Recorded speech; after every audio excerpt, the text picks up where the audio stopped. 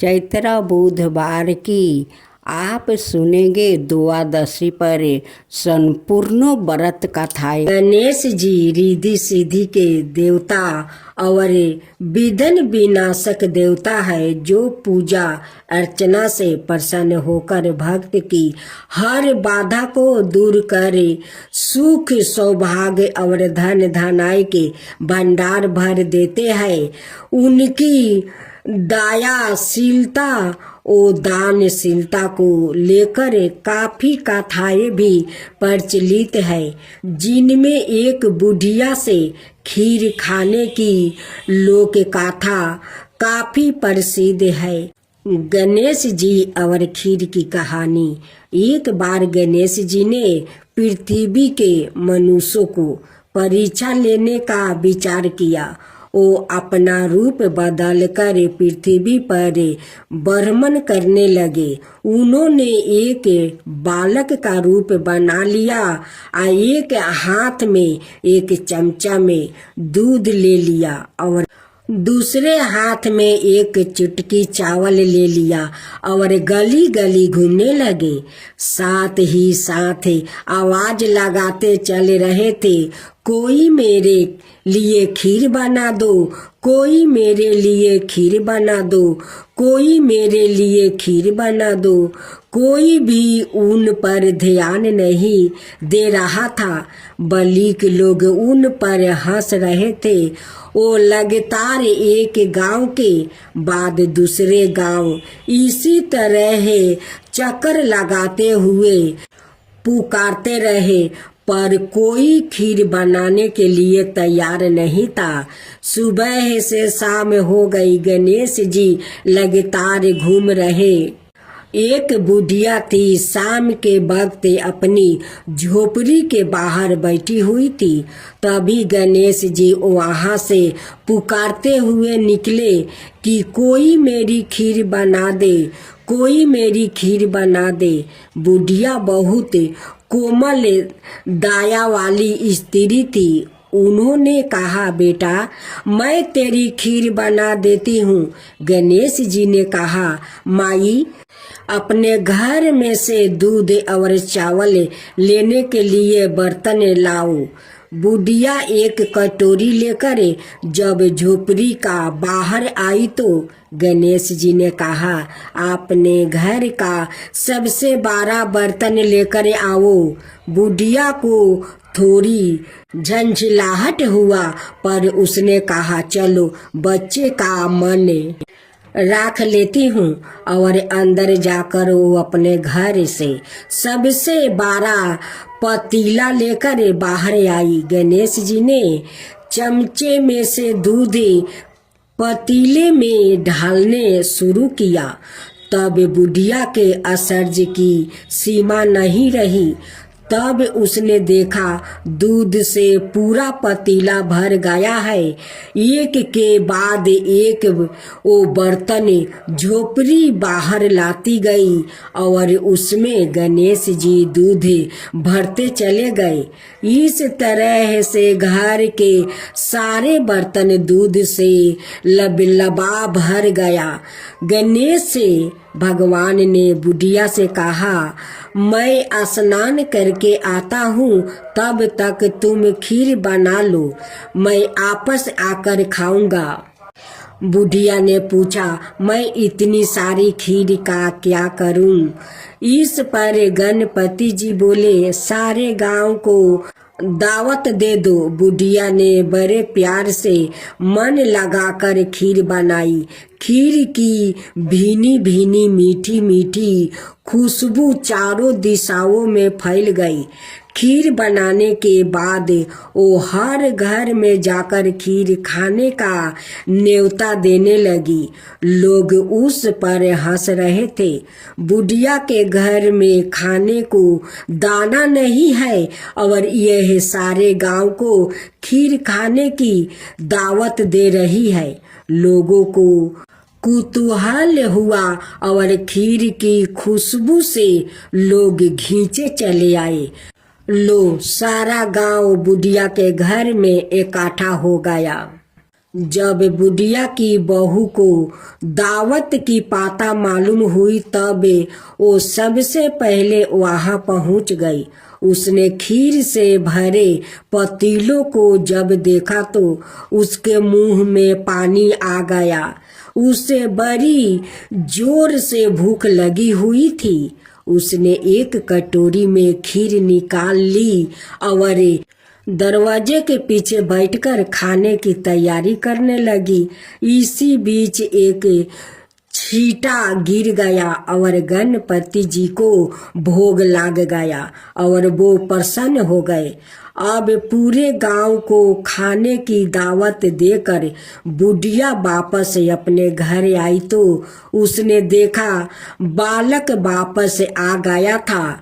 बुढ़िया ने कहा, बेटा खीर तैयार है, भोग लगा लो। गणपति जी बोले, माँ भोग तो लाग चुका है, मेरा पेट पूरी तरह से भर गया है, मैं दिरपीत हूँ, अब तू खा ले, अपने परिवार और गांव वालों को खिला दे। बुढ़िया ने कहा, यह तो बहुत ज्यादा है, सबका पेट भर जाएगा, इसके बाद भी यह बच जाएगी। उस बीच खीर का मैं क्या करूंगी? इस पर गणेश जी बोले, इस बीच खीर को रात में अपने घर के चारों कोने में रख देना। और बुढ़िया ने ऐसा ही किया। जब सारा गांव जी भर कर खा चुका तब भी ढेर सारी खीर बच गई। उसने उसके पात्रों को अपने घर के चारों तरफ रख दिया। सुबह उठकर उसने क्या देखा, पतीलों में खीर के स्थान पर हीरे जवाहरात और मोती भर गया है। वो बहुत खुश हुई, उसकी सारी दलिदरता दूर हो गई और वो आराम से रहने लगी। उसने गणपति जी का एक भाव मंदिर बनवाया और साथ में एक बड़ा सा तालाब भी खुदवाया। इस तरह उसका नाम दूर दूर तक प्रसिद्ध हो गया। उस जगह वार्षिक मेले लगने लगे। लोग गणेश जी की कृपा प्राप्ति करने के लिए उस स्थान पर पूजा करने और मन्नत मांगने के लिए आने लगे। गणेश जी सबकी मनोकामना पूरी करने लगे। हे गणेश भगवान, जैसे आप उस बुढ़िया पर कृपा किया वैसा ही सब पर करना। कहानी कहने वाला, हुंकार भरने वाला, सुनने वाला, उनकी सारे परिवार पर कृपा करना, अड़ोस पड़ोस पर कृपा करना, सारा दुनिया पर कृपा करना। तो बोलो गणेश भगवान की जय, गणपति पापा की जय। अब भक्तजनों, राधे राधे भक्तजनों, आज आप सुने बुधवार के दिन गणेश भगवान की महापुण्य फल देने वाली व्रत कथा। जो गणेश भगवान के कथा सुनते हैं, उनकी आरती करते हैं, उन पर गणेश भगवान प्रसन्न होते हैं। उनकी सारे मनोकामनाएं के गणेश भगवान वो पूरा कर देते हैं। तो बोलो गणेश भगवान की जय, गणेश भगवान की जय। गणेश जी रिद्धि सिद्धि के देवता और विघ्न विनाशक देवता है, जो पूजा अर्चना से प्रसन्न होकर भक्त की हर बाधा को दूर करे, सुख सौभाग्य और धन धनाई के भंडार भर देते हैं। उनकी दयाशीलता और दानशीलता को लेकर काफी कथाएं भी प्रचलित है, जिनमें एक बुढ़िया से खीर खाने की लोक कथा काफी प्रसिद्ध है। गणेश जी और खीर की कहानी। एक बार गणेश जी ने पृथ्वी के मनुष्यों को परीक्षा लेने का विचार किया। वो अपना रूप बदलकर पृथ्वी पर भ्रमण करने लगे। उन्होंने एक बालक का रूप बना लिया और एक हाथ में एक चमचा में दूध ले लिया और दूसरे हाथ में एक चुटकी चावल ले लिया और गली गली घूमने लगे। साथ ही साथ आवाज लगाते चल रहे थे, कोई मेरे लिए खीर बना दो, कोई मेरे लिए खीर बना दो, कोई मेरे लिए खीर बना दो। कोई भी उन पर ध्यान नहीं दे रहा था, बल्कि लोग उन पर हंस रहे थे। वो लगातार एक गांव के बाद दूसरे गांव इसी तरह चक्कर लगाते हुए पुकारते रहे, पर कोई खीर बनाने के लिए तैयार नहीं था। सुबह से शाम हो गई, गणेश जी लगातार घूम रहे। एक बुढ़िया थी, शाम के वक्त अपनी झोपड़ी के बाहर बैठी हुई थी। तभी गणेश जी वहां से पुकारते हुए निकले कि कोई मेरी खीर बना दे, कोई मेरी खीर बना दे। बुढ़िया बहुत कोमल दया वाली स्त्री थी। उन्होंने कहा, बेटा मैं तेरी खीर बना देती हूँ। गणेश जी ने कहा, माई अपने घर में से दूध और चावल लेने के लिए बर्तन लाओ। बुढ़िया एक कटोरी लेकर जब झोपड़ी का बाहर आई तो गणेश जी ने कहा, अपने घर का सबसे बड़ा बर्तन लेकर आओ। बुढ़िया को थोड़ी झंझलाहट हुआ, पर उसने कहा, चलो बच्चे का मन राख लेती हूँ। और अंदर जाकर वो अपने घर से सबसे बड़ा पतीला लेकर बाहर आई। गणेश जी ने चमचे में से दूध पतीले में ढालने शुरू किया। तब बुढ़िया के आश्चर्य की सीमा नहीं रही। तब उसने देखा दूध से पूरा पतीला भर गया है। एक के बाद एक वो बर्तन झोपड़ी बाहर लाती गई और उसमें गणेश जी दूध भरते चले गए। इस तरह से घर के सारे बर्तन दूध से लबलबा भर गया। गणेश भगवान ने बुढ़िया से कहा, मैं स्नान करके आता हूँ, तब तक तुम खीर बना लो, मैं आपस आकर खाऊंगा। बुढ़िया ने पूछा, मैं इतनी सारी खीर का क्या करूं? इस पर गणपति जी बोले, सारे गांव को दावत दे दो। बुढ़िया ने बड़े प्यार से मन लगाकर खीर बनाई। खीर की भीनी भीनी मीठी मीठी खुशबू चारों दिशाओं में फैल गई।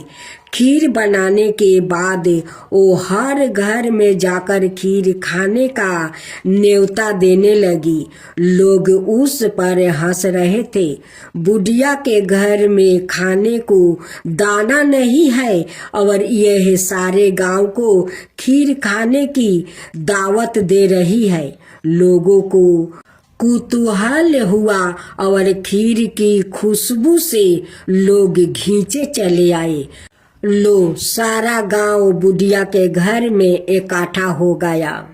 जब बुढ़िया की बहू को दावत की पाता मालूम हुई तब वो सबसे पहले वहां पहुंच गई। उसने खीर से भरे पतीलों को जब देखा तो उसके मुंह में पानी आ गया। उसे बड़ी जोर से भूख लगी हुई थी। उसने एक कटोरी में खीर निकाल ली और दरवाजे के पीछे बैठकर खाने की तैयारी करने लगी। इसी बीच एक छींटा गिर गया और गणपति जी को भोग लग गया और वो प्रसन्न हो गए। अब पूरे गांव को खाने की दावत देकर बुढ़िया वापस अपने घर आई तो उसने देखा बालक वापस आ गया था।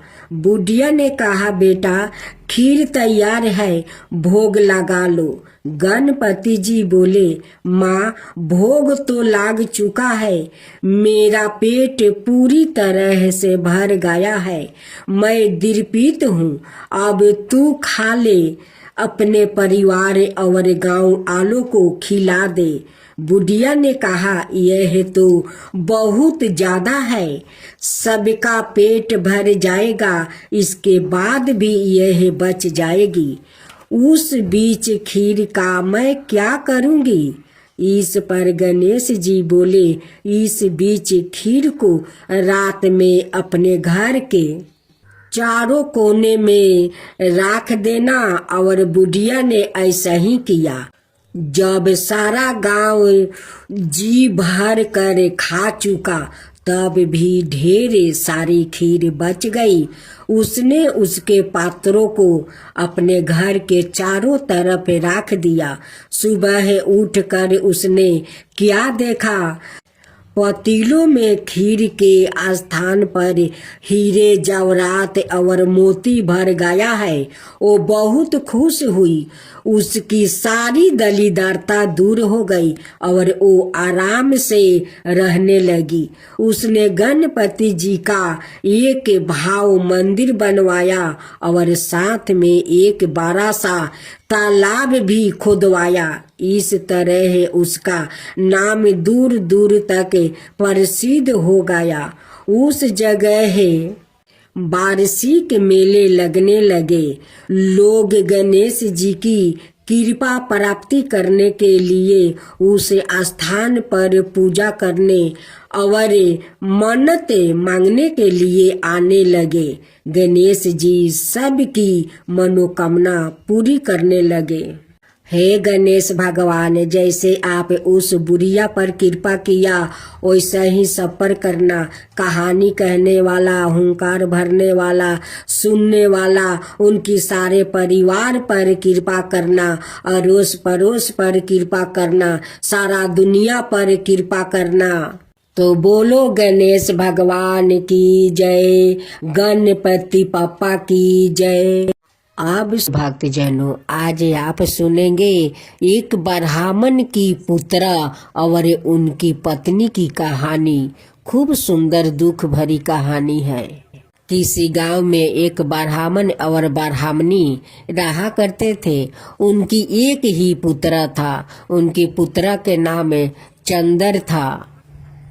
ब्राह्मण और ब्राह्मणी अपना पुत्रा से बहुत प्यार करती थी। और दोनों एक दिन सोच रहे थे कि चंदर तो अब 12 हो गया है, उसकी शादी करवा देना चाहिए। उनकी शादी करवा देने से घर में पत्नी आ जाएगी और मेरी बहू आ जाएगी, तो थोड़ा मेरा आराम मिल जाएगा। यही सोचकर ब्राह्मण ब्राह्मणी अपना चंदर को बहुत धामधूम से शादी करवा देते हैं। घर में बहू आती है। बहू के साथ चंदर कम से कम 2 महीना बिताया था। उसी 2 महीने में उनकी पेट में संतान आ गया था। लेकिन किसी को पता नहीं था, नहीं पत्नी का और नहीं पति का। एक दिन चंदर सोकर उठता है, अपना माँ से कहता है कि माँ देखो, अब तो मैं एक पेट से 2 पेट हो गया हूँ, अब मुझे परदेश जाना चाहिए। माँ ये बात सुनकर बहुत खुश हो जाती है। कहती है कि मेरा बेटा तो अब बहुत बड़ा हो गया है, अब अपना संसार संभालने के लिए बात करता है, कमाने के लिए बात करता है। चंदर कहता है कि माँ देखो, और कितना दिन मैं बैठकर खाना खाऊंगा, मैं परदेश जाता हूँ कमाने, मुझे तो अब कमाना चाहिए। देखो हमारा एक पेट से 2 पेट हो गया है। चंदर के पत्नी कहती है कि आप परदेश जाएंगे तो मुझे महके में छोड़ आइएगा, आकर एक बार गावना करा कर ले आइएगा। सासू माँ कहती है कि बहू तो ठीक है बात कहती है, जा बेटा उसको मायके छोड़ाओ। चंदर अपना पत्नी को छोड़कर वो परदेश चला जाता है। वो 1 साल के बाद लौटता है और उनकी पत्नी का इधर एक संतान खूब सुंदर होता है। उनकी बेटा को देखते देखते 6 महीना का हो गया। जब चंद्र प्रदेश से लौटा तो अपना माँ से कहता है कि माँ मैं जाता हूँ पत्नी को गावना कराने।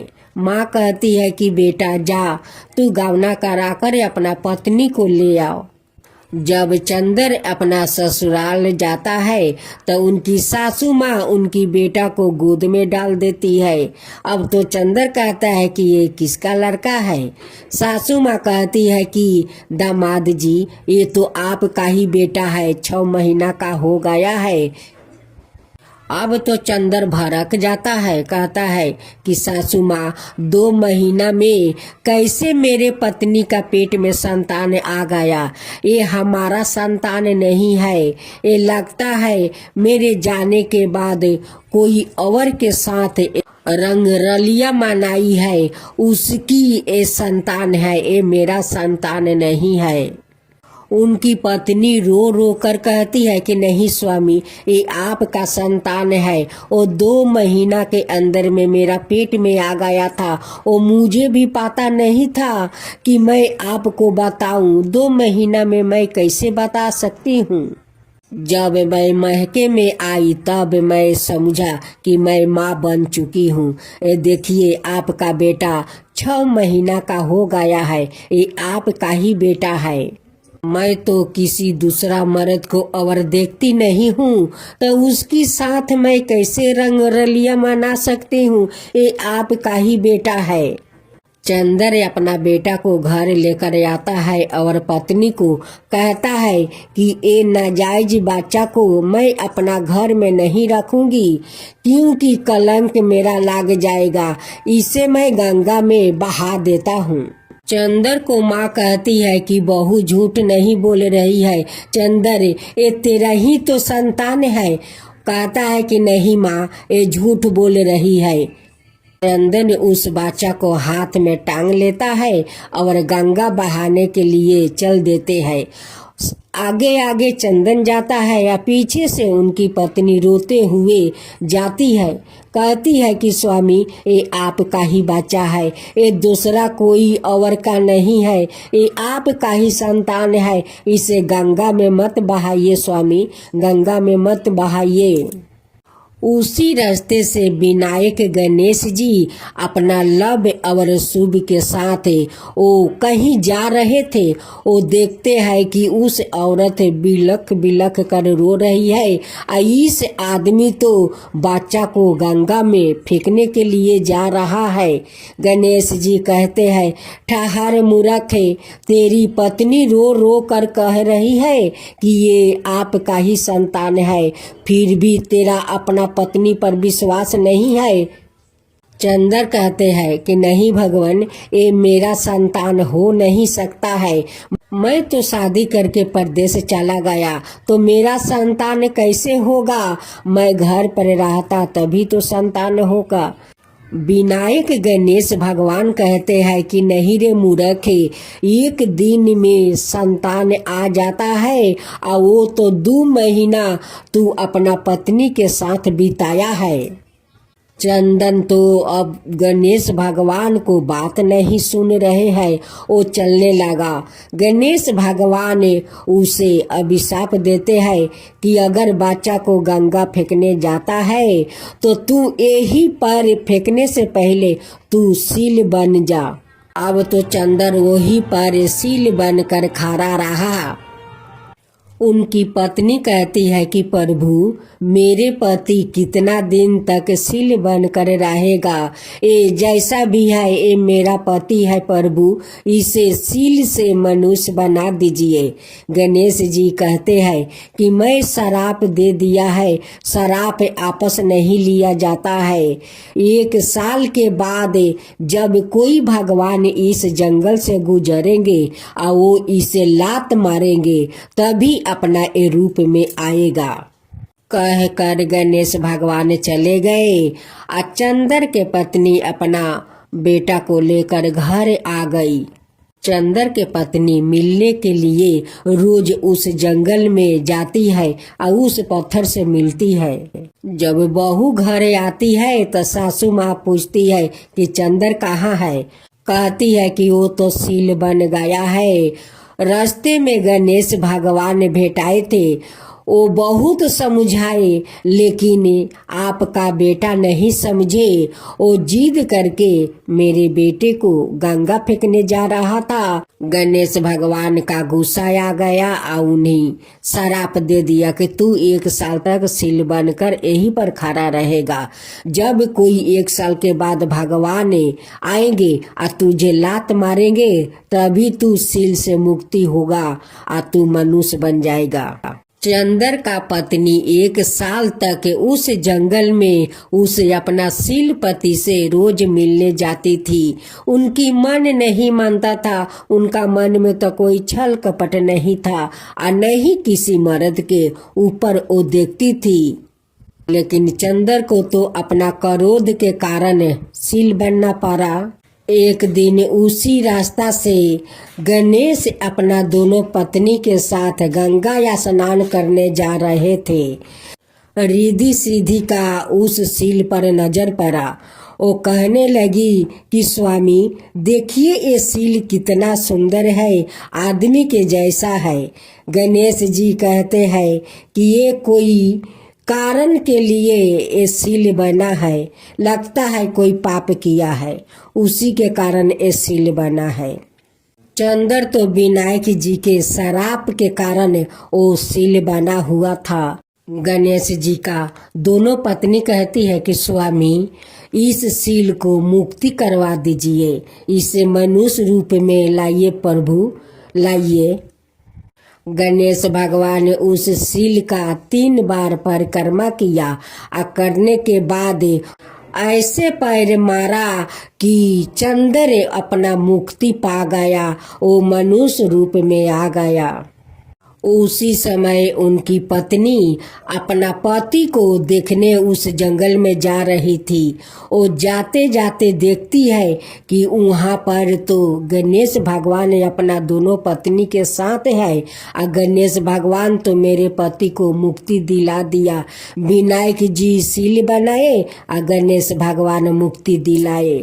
चंदर और चंदर का पत्नी दोनों गणेश भगवान का पैर पकड़ लेते हैं। कहते हैं कि भगवान हमसे बहुत बड़ा पाप हो गया है कि अपना पत्नी को मैं पाप में ढकेल रहा था, मैं पाप लगा रहा था। मेरे पत्नी पापी नहीं है, ये किसी और को संतान नहीं है, वो संतान तो मेरा ही है। आज मैं अनाथ करने जा रहा था प्रभु, आज अपना बेटा को मैं गंगा में फेंक देता। आपको लोग झूठ नहीं कहते हैं कि आप विघ्न हरता है। जहाँ कोई तकलीफ होता है वहाँ आकर आप खड़ा हो जाते हैं, विघ्न हार लेते हैं। आप मेरा संतान को बचाया है प्रभु, ये कभी नहीं भूलूंगा, कभी नहीं भूलूंगा। आज से हम दोनों आपको धाम धूम से श्रद्धा भक्ति से गणेश जी का पूजा करेंगे। चंदर अपना पत्नी के साथ घर आता है और गणेश भगवान को सब मिलकर धाम धूम से पूजा आरती करते हैं। राधे राधे भक्त जनों, आज आप सुनेंगे विष्णु भगवान और माता लक्ष्मी की व्रत कथा।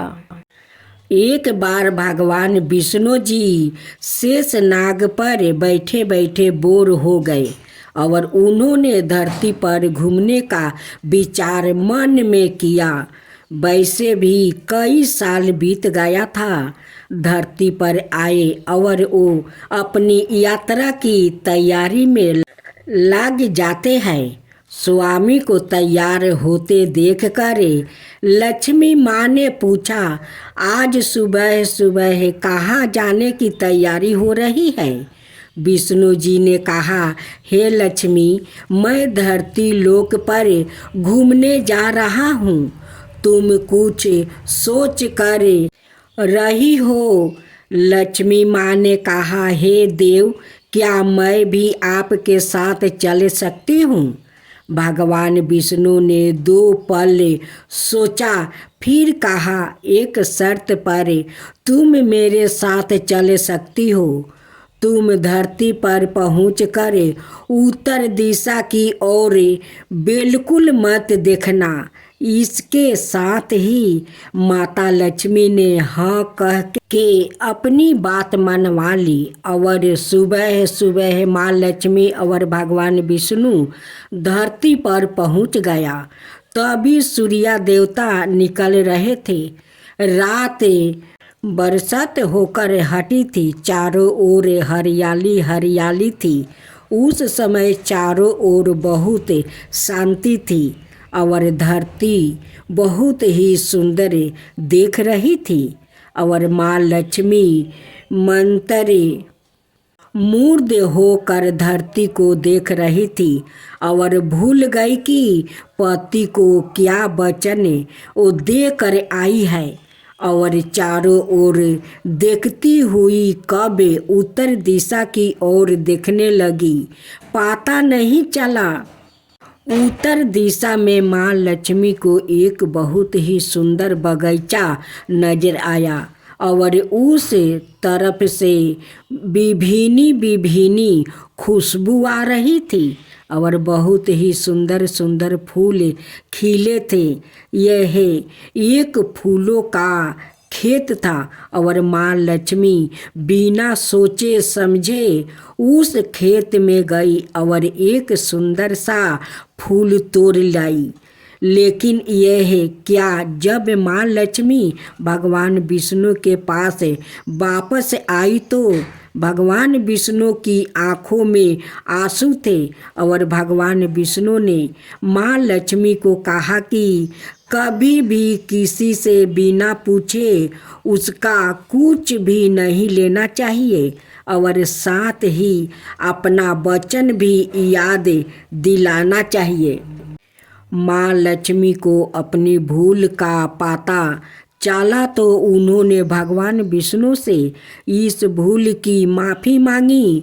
तो भगवान विष्णु ने कहा कि जो तुमने जो भूल की है उसकी सजा तो तुम्हें ज़रूर मिलेगी। जिस माली के खेत से तुमने बिना पूछे फूल तोड़ा है यह एक प्रकार की चोरी है, इसलिए अब तुम 3 साल तक माली के घर नौकर बनकर रहो। उसके बाद मैं तुम्हें वैकुंठ में वापस बुलाऊंगा। माँ लक्ष्मी ने चुपचाप सर झुकाकर हाँ कर दिया और माँ लक्ष्मी एक गरीब औरत का रूप धारण करके उस खेत के मालिक के घर गई। घर क्या, एक झोपड़ी था और मालिक का नाम माधव था। माधव की बीबी तो 2 बेटे और 3 बेटियां थी। सभी उस छोटे से खेत में काम करके किसी तरह से गुजारा करती थी। माँ लक्ष्मी जब एक साधारण और गरीब औरत बनकर जब माधवा के झोपड़ी पर गई तो माधवा ने पूछा, बहन तुम कौन हो और इस समय तुम्हें क्या चाहिए? तब माँ लक्ष्मी ने कहा, मैं एक गरीब औरत हूँ, मेरी देखभाल करने वाला कोई नहीं है।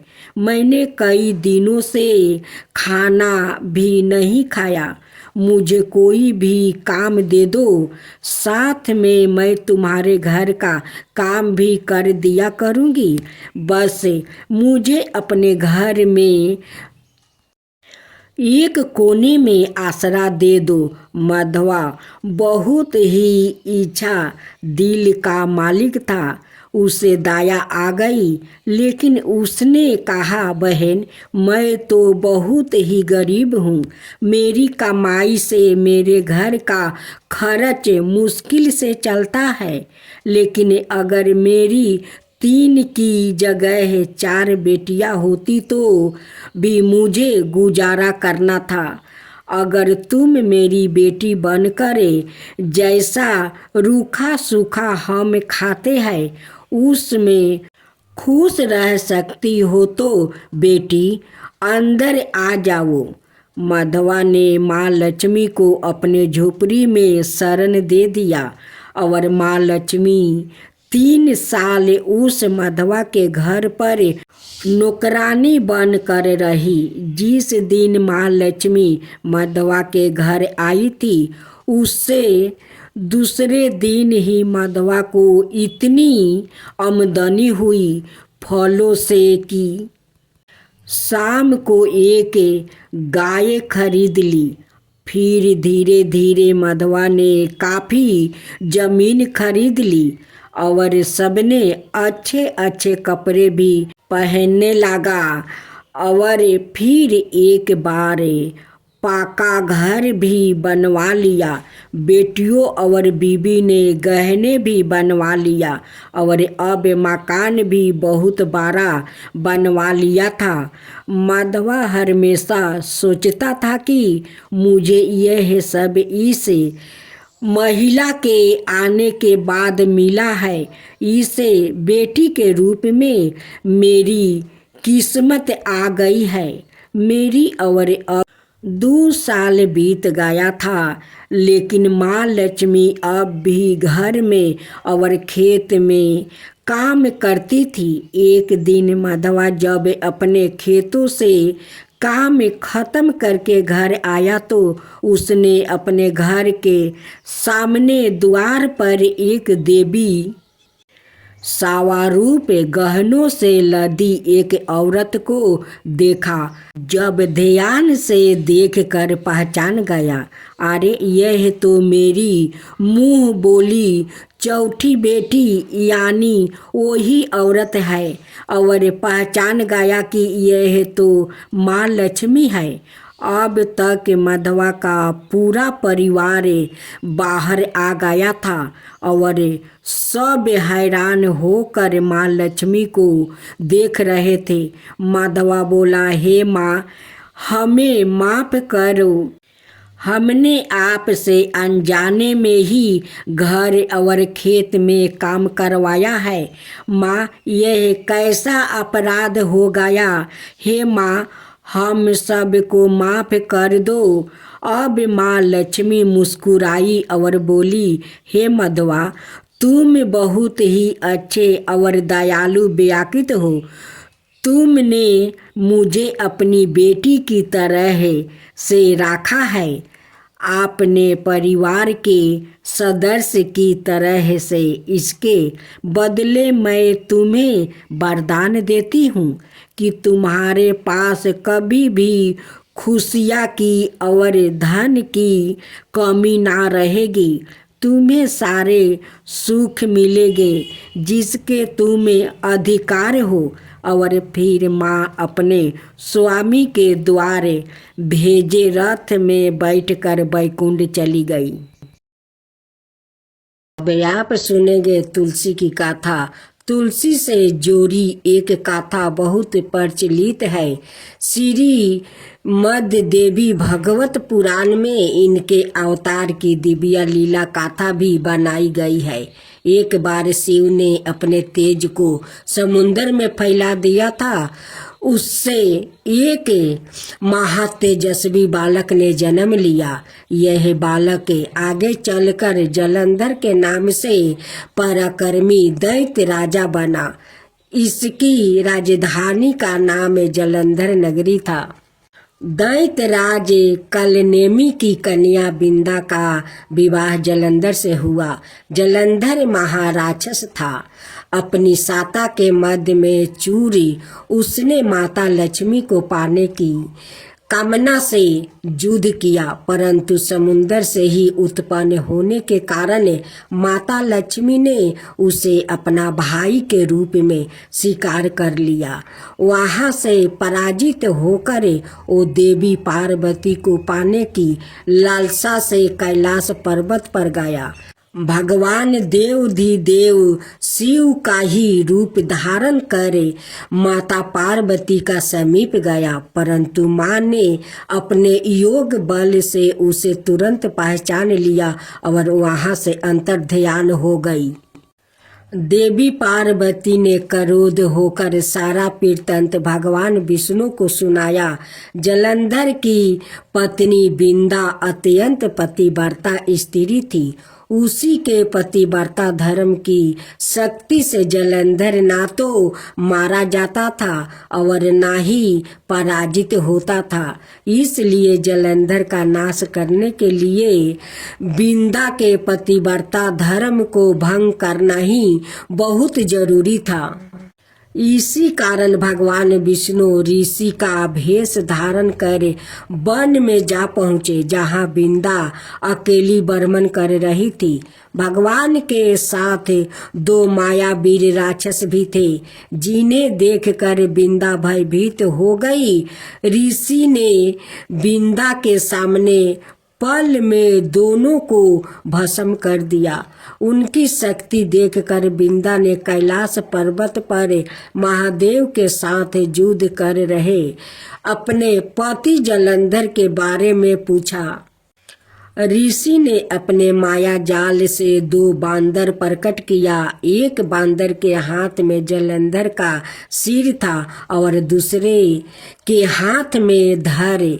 अपने पति की यह दशा देखकर बिंदा मूर्छित होकर गिर पड़ी। होश में आने पर उन्होंने ऋषि रूपी भगवान से विनती की कि वो उसके पति को जीवित करे। भगवान ने अपनी माया से पूर्ण जलंधर का सिर धड़ से जोड़ दिया, परंतु सवाए भी वो उसी शरीर में प्रवेश कर गया। बिंदा को इस छल का जरा आभास नहीं हुआ। जलंधर बने भगवान के साथ बिंदा पतिव्रता का व्यवहार करने लगी, जिससे उसकी पतिव्रता भंग हो गया। ऐसे होते ही बिंदा का पति जलंधर युद्ध में हार गया। इस सारी लीला का जब बिंदा को पता चला तो उसने क्रोध होकर भगवान विष्णु को शीला होने का श्राप दे दिया और सवाए सती हो गई। जहाँ बिंदा भस्म हुई वहाँ तुलसी का पौधा उगा।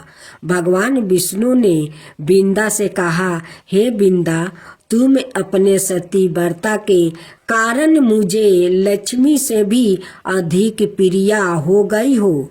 अब तुम तुलसी के रूप में सदा मेरे साथ रहोगी।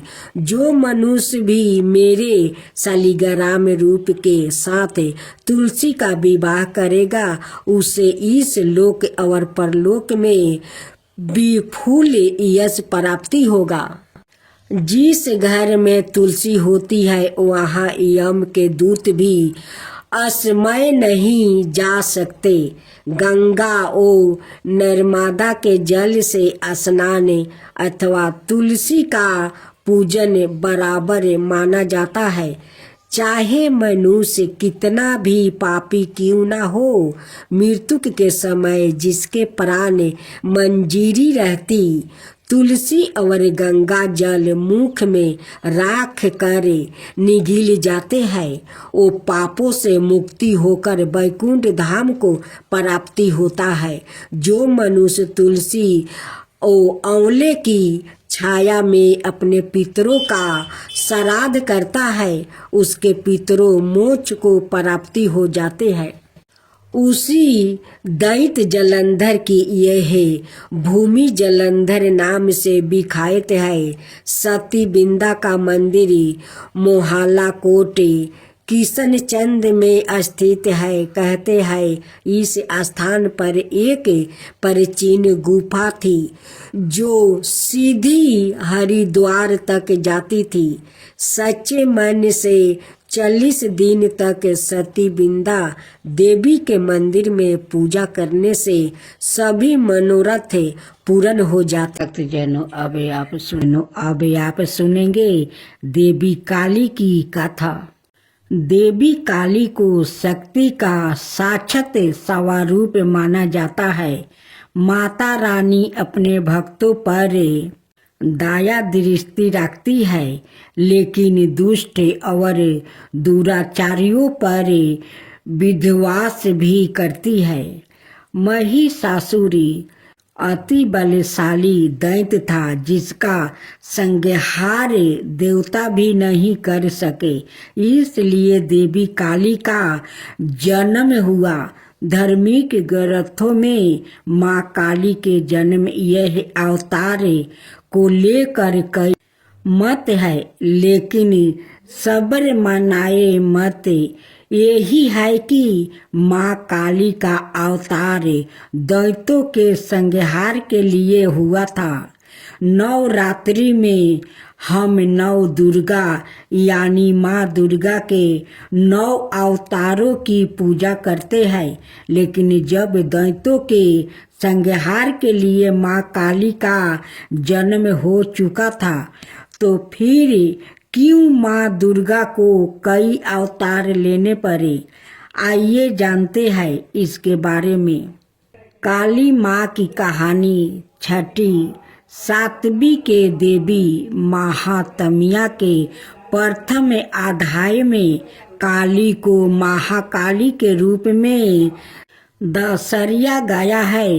वो भगवान विष्णु के सोते हुए शरीर से देवी योग निद्रा के रूप में पैदा हुई, ताकि ब्रह्मा और दुनिया को 2 राक्षसों मुद और कदब से बचने के लिए उन्हें जगाया जा सके। एक बार जब विष्णु जागे तो उन्होंने उन राक्षसों के खिलाफ एक लंबा युद्ध शुरू किया, लेकिन वो अभी भी पराजित थे और अपनी सफलता पर गर्व कर रहे थे। यह देखकर महाकाली ने महामाया का रूप धारण किया और दोनों राक्षसों को मंत्रमुग्ध करने के लिए चली गई। जब वो महामाया से विचलित हुए तो विष्णु ने उन्हें तुरंत मार डाला। बाद के अध्यायों में चंड और मुंड 2 राक्षस थे, जो देवी दुर्गा पर हमला करते थे। दुर्गा इतनी उग्रता से जवाब देती है कि काली उसके माथे से निकलती है और उन दोनों को मार देती है। यहाँ काली को गहरे नीले रंग की त्वचा संधि हुई, आंखों वाला एक पतला चेहरा और खोपड़ियों की माला के साथ बाघ की खाल का कपड़ा पहने हुए बताया गया है। बाद में उसी युद्ध में राक्षस से रक्त बीज, जिसके सेनापति चंड और मुंड थे, युद्ध में काली का सामना करते हैं। रक्त बीज को वरदान है कि उसके खून की हर बूंद जो जमीन को छूती है, उससे उसका एक और कैलोन पैदा हो जाएगा। चौकी दुर्गा रक्त बीज को उसके अनगिनत कैलोनों के साथ हारने में असमर्थ है। काली उसके शरीर से उसका खून चूस लेती है और उसे हराने के लिए उसके कैलोनों को खा जाती है। रक्त बीज और दारुका दोनों मामलों में काली को दुश्मनों को हराने के बाद रक्त पिपासु के नसों में चूर बताया गया है और रक्त पिपासु की उसकी लालसा नियंत्रण से बाहर हो जाती है। शिव को फर्श पर शांत होकर हस्तक्षेप करना पड़ता है। जब काली क्रोध में आगे बढ़ रही होती है तो वो गलती से शिव पर पैर रख देती है और उसकी जीभ बाहर निकल जाती है। वो तुरंत शांत हो जाती है और फिर से दुर्गा पार्वती में विलीन हो जाती है। युद्ध में भाग लेने के बाद शिव ने पार्वती को काली काली तवाचा वाली कहकर चिढ़ाए।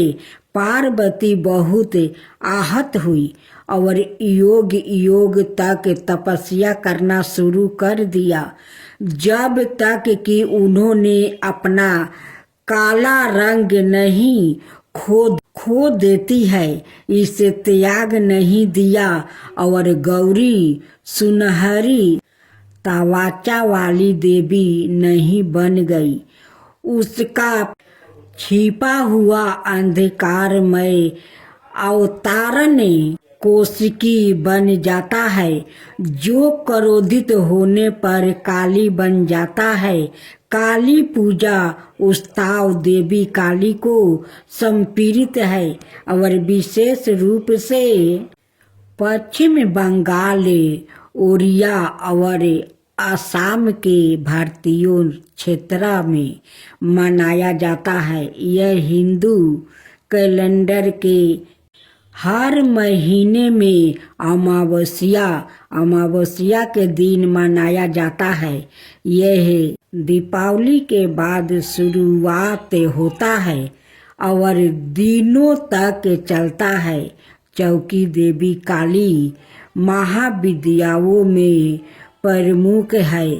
उनमें से प्रत्येक का काली पूजा से पहले अवतार का एक दिन होता है। काली माँ को फलों का प्रसाद बंगाल में खिचड़ी भोग के साथ निरामिष अर्थात बिना प्याज या लहसुन का मटन, मछली, करी, पायस, मिठाई और भाजा गहरे तेले हुए पकौड़े चढ़ाया जाता है। कुछ स्थानों पर प्रसाद के रूप में शराब भी चढ़ाई जाती है। अनुभवी पंडितों का कहना है कि लोग रात भर पंडालों में आते हैं और दिन की तुलना में रात में भीड़ बढ़ जाती है। पूजा आश्चर्यजनक रोशनी, प्रकाश और धावनी सो काली पूजा से पहले प्रत्येक दिन मनाए जाने वाले महाविद्याओं के अवतार और अंतिम महाविद्या कमलात्मिका के अवतार, जिसे कमलात्मिका जयंती के रूप में मनाया जाता है, दिवाली के दिन पड़ने के कारण उन्हें अक्सर तांत्रिक लक्ष्मी के रूप में माना जाता है। इसके कारण और इस के कारण कि लक्ष्मी को विष्णु की पत्नी के रूप में माना जाता है। उसके बाद इसे लाल गुलहल के फूलों और गुलहल की माला से सजाया जाता है, जो उनका पसंदीदा फूल माना जाता है। फिर काली पूजा पंडालों में काली मंत्रों और भजनों की मदद से की जाती है। उनकी प्रार्थना की जाती है और उनकी दिव्यता का आहन किया जाता है।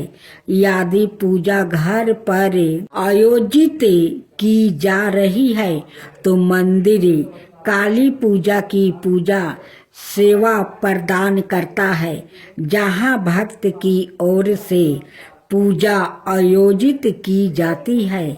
मंदिर के पंडितों के पास पूजा के लिए सारी सामग्री तैयार है और भक्तों को बस कुछ निर्देशों का पालन करना है, जो मंदिर द्वारे इसमें ने पीपल पथवारी की कथा कहानी। एक बुढ़िया थी, उसने अपनी बहू से कहा, तू दूध दही बेच के आओ। वो बेचने गई तो रास्ते में औरत पीपल पथवारी सींच रही थी। उनको सींचता देखकर बहू ने पूछा कि तुम यह क्या कर रही हो? औरतों बोली कि हम पीपल पथवारी सींच रही हूँ, इससे अन्न और धन होता है। 12 बरस का बिछड़ा हुआ पति मिल जाता है। तो बहू बोली, ऐसी बात है तो तुम पानी से सींचती हो तो मैं दूध से सींचूंगी। गुजरी बहू रोजाना दूध दही बेचने नहीं जाती। वो रोजाना दूध को पीपल में और दही पथवारी में सींचती है। सास दूध दही का दाम मांगती है तो कह देती है, महीना पूरा हो जाने पर लाकर दूंगी। महीना पूरा हो गया। पूर्णिमा के दिन बहू पीपल पथवारी के पास जाकर बैठ गई। पथवारी ने पूछा, तू मेरे पास क्यों बैठ गई? बहू बोली कि सासू दूध दही का दाम मांगी है। पीपल पथवारी बोली कि मेरे पास क्या दाम रखा है? यह भारा डिंडा पान पथौरा, इसको ले जा। बहू ने वही ले जाकर कोठरी में रख दिया और डर के मारे कपड़ा ओढ़ कर सो गई। सासू बोली, पैसा ले आई? बहू बोली, कोठरी में रखा है। सासू ने कोठरी खोल के देखी तो देखा हीरा मोती जगमगा रहा है। सासू बोली, बहू इतना धन कहाँ से लाई है? बहू ने आकर देखा तो सच में ही धन भरा हुआ है। बहू ने सास को सारी बातें बता दिया। सास ने कहा, अब की महीना में मैं भी पथवारी सींचूंगी। महीना आ गया। सास दूध दही तो बेचे आती, हंडी धोकर पीपल पथवारी में चढ़ा देती। आया कर बहू से कहती, मेरे से दाम मांगे। वो कहती, सासू जी कोई बहू भी दाम मांगती है? मगर सासू कहती है, तू मांगे। बहू बोली, सासू जी पैसा ले आओ। तो सास पीपल पथवारी के पास जाकर बैठ गई। पीपल पथवारी ने सास को पान पथौरा भरे ढिंढरा दे दिया। उसने ले जाकर कोठरी में रख दिया। बहू ने खोल कर देखा तो उसमें कीड़े मकोड़ा बिलबिला रहा है। बहू ने कहा, सासू जी यह क्या? सास ने आकर देखा और बोलने लगी, पीपल पथवारी बड़ी दोगली पटपीठन है। इसके तो धन दिया और मुझको कीड़ा मकोड़ा दिया। तब सब कोई बोलने लगे कि बहू तो सत्य की भूखी सच्ची थी, तुम धन की भूखी थी। हे पथवारी माता, जैसा बहू को दिया वैसे ही सबको देना, जैसा सास को दिया वैसा किसी को ना देना।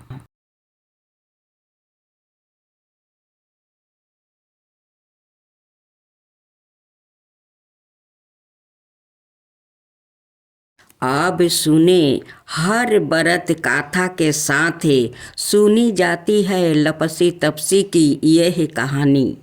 एक लपसी था और एक तपसी था। तपसी हमेशा भगवान की तपस्या में लीन रहता था और लपसी रोजाना सावा शेर की लपसी बनाकर भगवान का भोग लगा कर जिमा लेता था। एक दिन दोनों लड़ने लगे।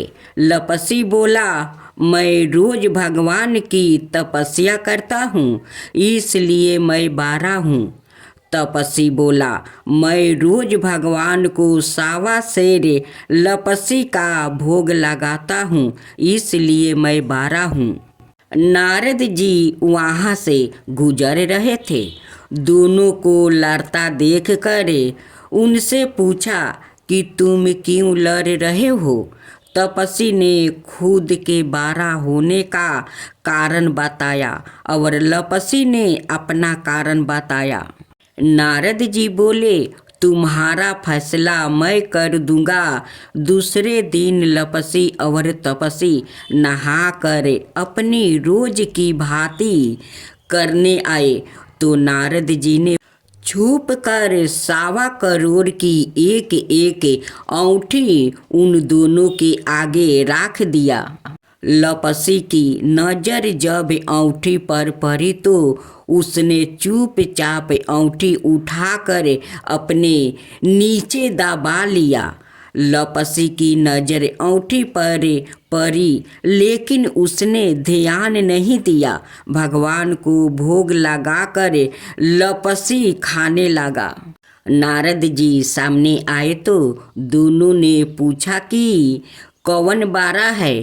तो नारद जी ने तपस्वी से खारा होने को कहा। वो खारा हुआ तो उसके नीचे दबी औंठी दिखाई पड़ी। नारद जी ने तपस्वी से कहा, तपस्या करने के बाद भी तुम्हारी चोरी करने की आदत नहीं गई, इसलिए लपसी बारा है और तुम्हें तुम्हारी तपस्या का कोई फल भी नहीं मिलेगा। तपस्वी शर्मिंदा होकर माफ़ी मांगने लगा। उसने नारद जी से पूछा, मुझे मेरी तपस्या का फल कैसे मिलेगा। नारद जी ने कहा, यदि कोई गाय और कुत्ते की रोटी नहीं बनाएगा तो फल तुझे मिलेगा। यदि कोई ब्राह्मण को भोजन करवा कर दक्षिणा नहीं देगा तो फल तुझे मिलेगा। यदि कोई साड़ी के साथ ब्लाउज नहीं देगा तो फल तुझे मिलेगा। यदि कोई दिए से दिए जलाएगा तो फल तुझे मिलेगा।